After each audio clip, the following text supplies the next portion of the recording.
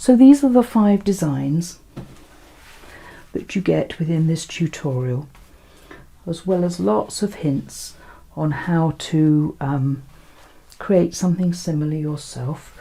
You may not want to do that, you may just enjoy stitching these out. But that's the 5 designs. I hope you have fun creating your own Celtic embroidery. Don't worry if it doesn't go right straight away. Machine embroidery is a journey of discovery and learning, and as you will have seen when you watched the other videos, I make mistakes, but I learn from them. There's always something new to learn, a new experience and discovery to make. So thank you for watching these videos. I hope you enjoy the tutorial, and again I apologise for my grainy voice as I'm getting over tonsillitis, and it leaves me to say thank you very much for watching and happy embroidering. Bye for now.